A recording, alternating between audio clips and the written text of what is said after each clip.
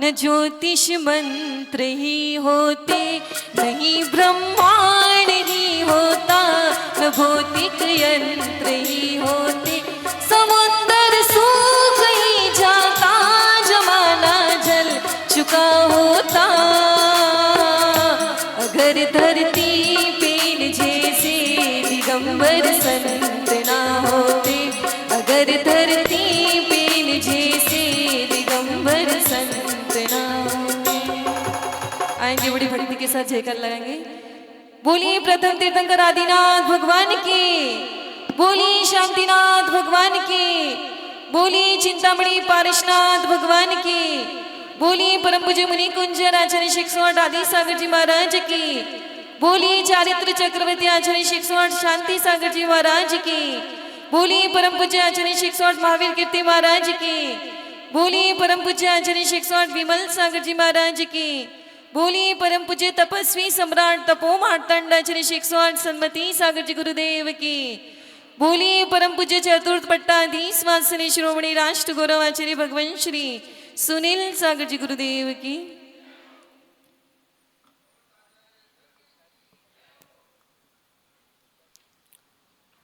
हमारे जीवन में संत साधुओं की क्या महत्वपूर्ण भूमिका रहती है।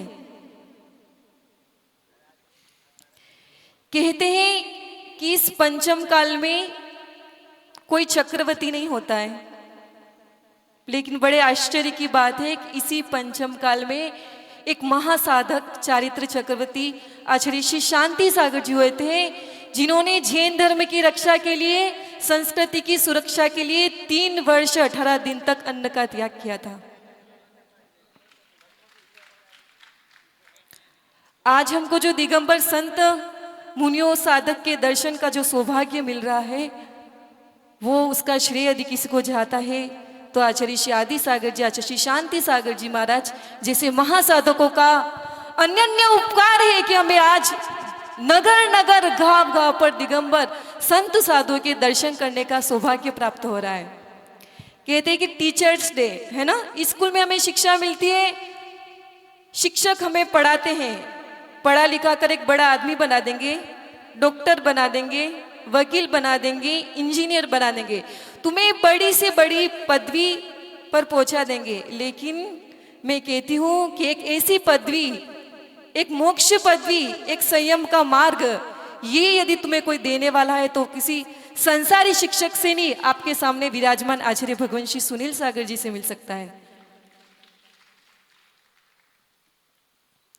एक बार गुरु शिष्य दोनों साथ में जा रहे थे,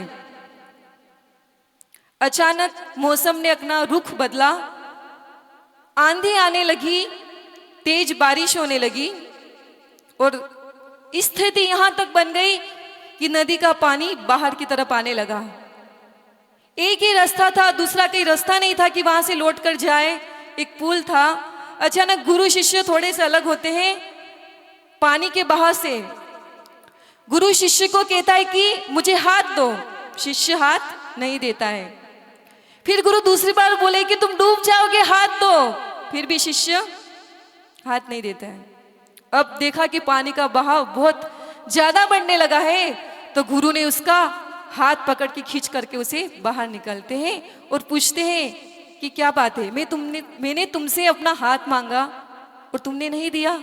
तो शिष्य बड़ा सुंदर उत्तर देते हैं कि मैं बड़ा दुर्बल हूं, कमजोर हूं, मुझे खुद पे विश्वास नहीं है, यदि मैं आपको अपना हाथ देता तो शायद छूट जाता, लेकिन जब आपने मेरा हाथ पकड़ा है तो मुझे विश्वास है कि जब तक मुझे मोक्ष महल नहीं प्राप्त हो जाता, मोक्ष पदवी नहीं प्राप्त हो जाती है, तब तक मेरा हाथ पकड़ोगे।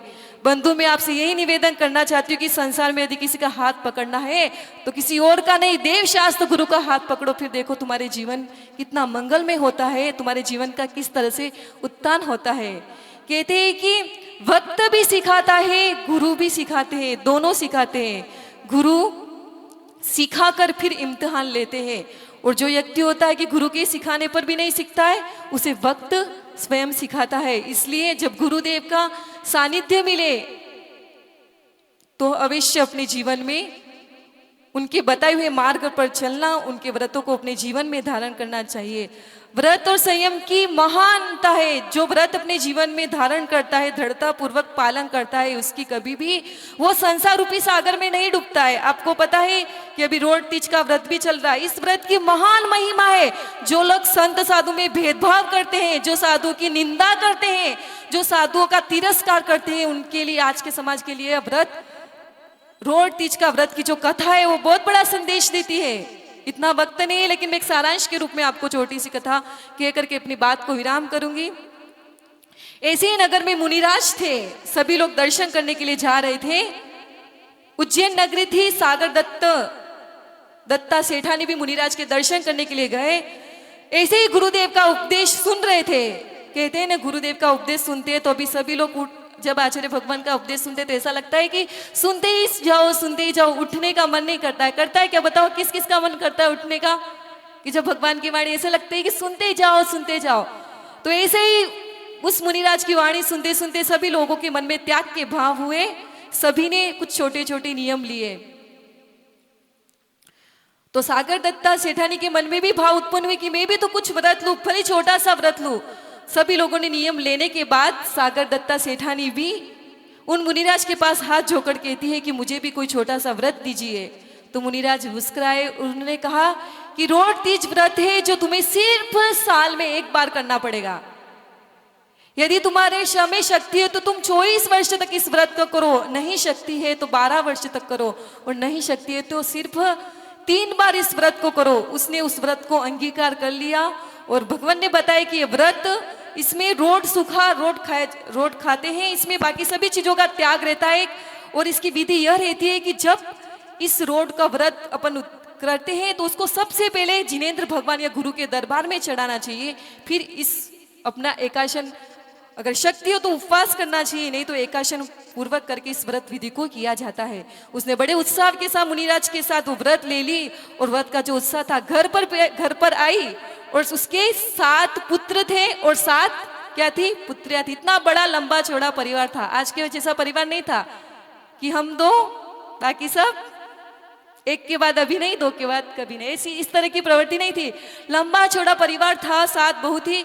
लेकिन जैसे ही उसने बताया कि मुझे आज मुनिराज मिले थे, मैंने व्रत लिया, तो सबने उस व्रत की निंदा की कि बोले ऐसे रूखे सूखे व्रत कौन लेता है? ये तो कोई भिखारी दरिद्री होता है, वो इस व्रत को करता है। ध्यान रखो, व्रत की निंदा करने से, साधु की निंदा करने से तीव्र पाप कर्म का जो बंद होता है उसका तत्काल परिणाम मिलता है। उसी समय उसके पाप कर्म का ऐसा उदय आया कि वो तीव्र कर्म बंधा। जैसे ही सभी लोगों ने व्रत की निंदा की, इतना सेठ था विशाल, जिन पे विशाल साम्राज्य था, जहां पर जिनके घर पे नौकर दास काम करते थे, सारा उनका वैभव समाप्त हो गया। जो घर में रत्न थे वो पत्थर के समान हो गए, हीरे पानी के रूप में बदल गए। घर में रखा हुआ अनाज सड़ गया, जो महल बना था वह जीर्ण शीर्ण हो गया। परिस्थिति ऐसी बनी कि उन्हें भटकना पड़ा, और भटकते भटकते वह हस्तिनापुर में गए। देखो, कर्म किसको कैसे नहीं छोड़ता, इसलिए कर्म से हमेशा सावधान रहने का पुरुषार्थ करना चाहिए। हस्तिनापुर में गए। अब विपरीत समय में किसको पुकारे? अपने रिश्ते संबंधी को याद करते हैं। तो उसने हस्तिनापुर में जाकर के अपनी बेटी, जिसको लाड़ पाड़ से पालन पोषण किया था, अपनी बेटी के घर पर एक पत्र लिखा, और अपने पर जो गुजरी, अपनी जो परिस्थिति, उस सारी परिस्थिति को उस पत्र में लिखा कि आज मैं इसी संकट की परिस्थिति में हूं, मुझे तुम्हारे सहयोग की आवश्यकता है। तो जैसे ही वह बेटी उस पत्र को पढ़ती है तो कहती है कि पिताजी, यदि आप इस कंडीशन में मेरे साथ रहोगे तो मेरे ससुराल वाले मुझे चोरी का कलंक लगाएंगे, और मैं इस कलंक को कोई सहन नहीं कर पाऊंगी। अच्छा यही होगा कि आप उनके आने से पहले इस नगर से निकल जाओ। उसने क्या किया? कुछ भोजन अच्छा बना करके और 5 रत्न भेजे उस पत्र के माध्यम से। तो जैसे ही उस पत्र के माध्यम से उनके पास भोजन पहुंचा और वो रत्न पहुंचे, तो देखो पाप कर्म कैसा होता है। जो रत्न दिए थे वो रत्न कोयले के रूप में परिवर्तित हो गए, और जो मिष्ठान भोजन दिया था वो कमी कीड़ों के रूप में परिवर्तित हो गया। अब क्या करे? भूखे कैसे करे भोजन? पाप कर्म का उदय होता है, कन्न भी खाने को नहीं मिलता है। अब क्या किया? उस भोजन को एक गड्ढे में डाल दिया और उस पर एक चिन्ह अंकित कर दिया। अब भटकते भटकते बसंतपुर में गए, अब कहाँ जाए, बसंतपुर में वहां उनके रिश्तेदार, उनके साले थे, वहां पे गए तो देखा कि उनके घर पर एक विशाल आयोजन चल रहा था। बड़े नवीन नवीन आभूषण पहन करके लोग, बड़े बड़े पदाधिकारी उनके घर पे आ रहे थे। तो उन्होंने सोचा कि हम इस परिस्थिति में उनके घर पे जाएंगे तो शायद अच्छा नहीं लगेगा, उनके रंग में भंग पड़ जाएगा, तो नहीं गए। नगर के बाहर एक उद्यान में ठहर गए, वहीं पास में घर था। अब परिस्थिति बहुत खराब थी, भूख से तड़प रहे थे, साथ बैठे थे बहुत ही, क्या खाए क्या करे, बहुत विचित्र स्थिति थी। उसकी महल के पीछे से एक नाला था जिसमें चावल पक रहे थे और चावल का जो मांड था उस नाले से बह रहता। भूखा व्यक्ति क्या क्या पाप नहीं करता है। अब वेदना से पीड़ित होकर के उसने क्या किया, एक मटकी रखी थी मिट्टी की, उस मटकी में वो मांड पूरा भरा था कि कुछ नहीं मिला तो कम से कम इसको पी करके अपनी भूख जो वेदना है उसका शमन करेंगे। लेकिन देखो पाप कर्म का उदय कैसे आया। तभी उसी समय वो वहां से भाभी देखती है और देखती है कि इस परिस्थिति में, और ये अभी इस हमारे घर में अगर आ गए तो लोग क्या कहेंगे, कौन है, हमारी इज्जत आबरू सब मिट्टी में मिल जाएगी। तो उसने उसको भगाने के समय उसी समय एक पत्थर नाला के माध्यम से फेंका, तो उस पत्थर के माध्यम से वो मटकी फूट गई और जो चावल का मांड था उससे उसके पैर जल गए। वहां से देखो संकट के समय में कोई साथ नहीं देता है, वहां से गए घबराते हुए, अब कहाँ जाए।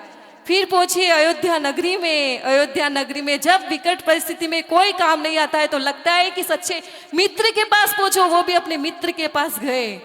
सागर से नाम का मित्र था, मित्र ने उसकी परिस्थिति देखी, उसको पास बुलाया, बैठाया, वार्तालाप किया, उसकी सारी समस्याओं को सुलझाया, सब कुछ किया। लेकिन फिर बाद में उसने सोने के एक कक्ष में उसे सुलाने के लिए उसने बता दिया कि यहाँ पे आपको सोना है, फिर अपने स्थान पे चले गए। अब देखो वहां पर भी देखो, जब पाप कर्म का उदय होता है तो कोई सहयोगी देना चाहता है तब भी उसकी स्थिति को बदल नहीं सकता है।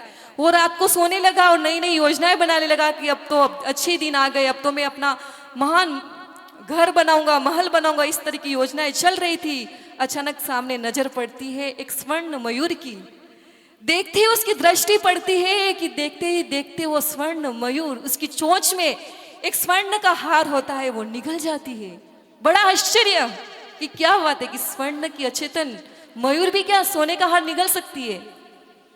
उसको बड़ा घबराहट होने लगती है कि कल सेठ देखेगा और मैं यहाँ ठहरा हूं, और जैसे ही उसकी हार पर नजर पड़ेगी और हार नहीं मिला तो चोरी का कलंक मुझ पर लगेगा, मेरे पास कोई सबूत नहीं है, मैं क्या बताऊंगा सेठ को। तो उसी तरह बिना बताए वहां पर चला जाता है और कुछ भी नहीं कहता है। बहुत विकट परिस्थिति होती है। फिर जाता है समुद्रत सेठ के पास, जाता है उनके चरणों में आकर के वहां नौकरी करता है। वहां पे सब झाड़ू बर्तन सभी उसके बेटे बहू सभी नौकरी करते हैं, वहां पे सब कुछ करते हैं। और एक दिन कहते हैं कि वहां पे सेठानी कहती है कि आज बड़ा व्रत होने वाला है, घर का कोना कोना साफ सफाई का होना चाहिए। तो उसने पूछा, उसी ने कौन सा व्रत आने वाला है, बोले रोड तीज व्रत आने वाला है। तभी वो पिक्चर सामने झलक जाती है कि यही रोड तीज का व्रत है जिसने हम सभी लोगों ने मिलकर निंदा की थी, और इसी का परिणाम हुआ कि आज हमको इतने भटकना पड़ रहा है, घर जहां जहां पे दुख उठाना पड़ रहा है।